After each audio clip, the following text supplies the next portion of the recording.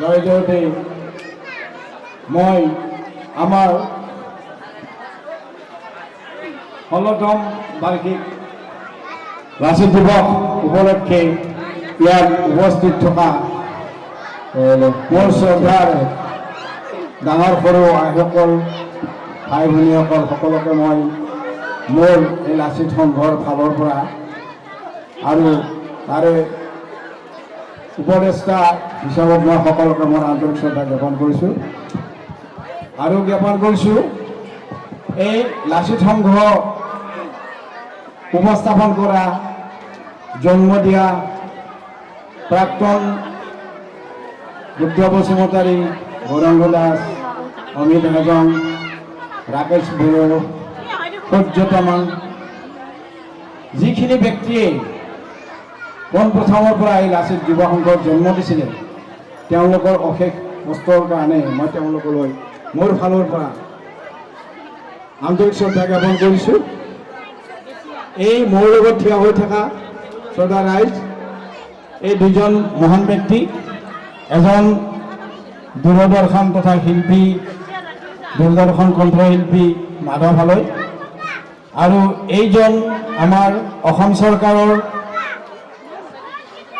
অনাতাঁৰ তথা দূৰদৰ্শন শিল্পী, তেখেতে এজন মহৎ বাঁহীবাদক বালি হালৈ। সৌভাগ্যক্ৰমে তেখেতসকলক মই লগত পাইছোঁ, আমন্ত্ৰণ কৰিছোঁ।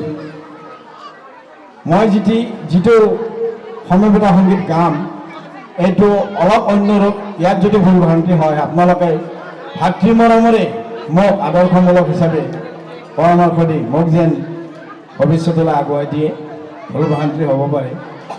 এই সমবেত সংগীতটি মানে এইটো ঠিক মানে আলক্ষ্য মানে এটা উপলক্ষে আলক্ষ্যৰ আলামত ৰচিত সমবেত সংগীত, গতিকে আপোনালোকে যেন তাত বেজাৰ নিনিয়ে, গতিকে আমি গানটোলৈ আগবাঢ়িছোঁ। ধন্যবাদ।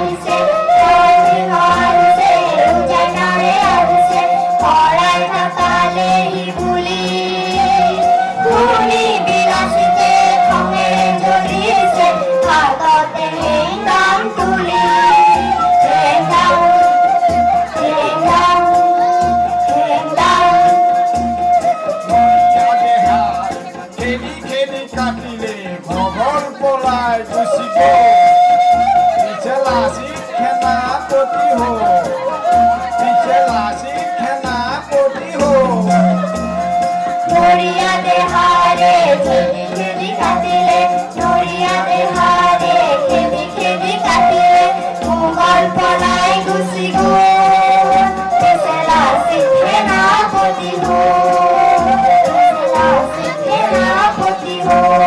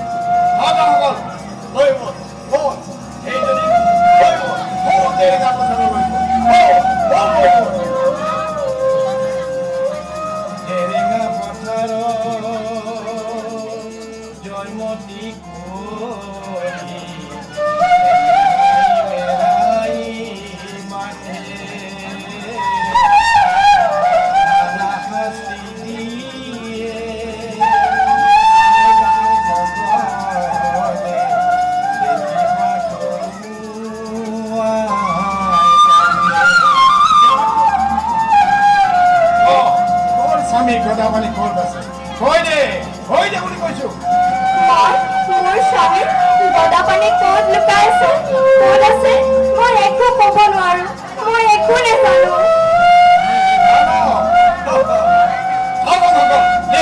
এইজনী ক্ষমতা লগা লগতে শৰতৰ কাঠেৰে খোৱা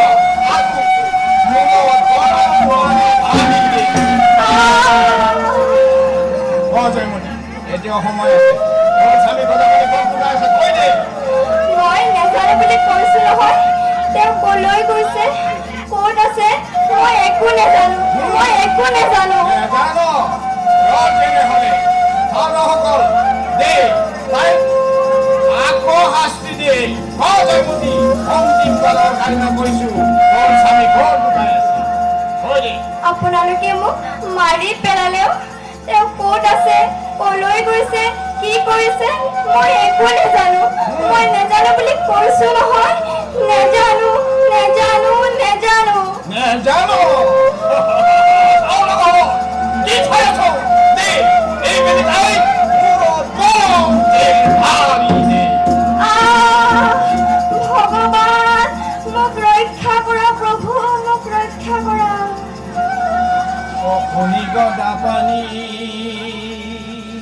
নগাবে খেয়াহি দয়াৰে মোকলৈ মেৰা জয়মতী, তুমি তোমাৰ গিৰিয়াৰৰ কথাটো কৈ নিদিয়া কেলে? হে কৈ দিয়া, ইমান শাস্তি খাই আছা তুমি, কৈ দিয়া। ক'ৰবা এজন বাটৰুৱা মোক উপদেশ দিবলৈ আহিছে। মোক উপদেশ দিব নেলাগে, যি ঠাইৰ মানুহ সেই ঠাইলৈ গুচি যায়, যাওক বুলি কৈছো নহয়। অখনি গদাপানী এমনে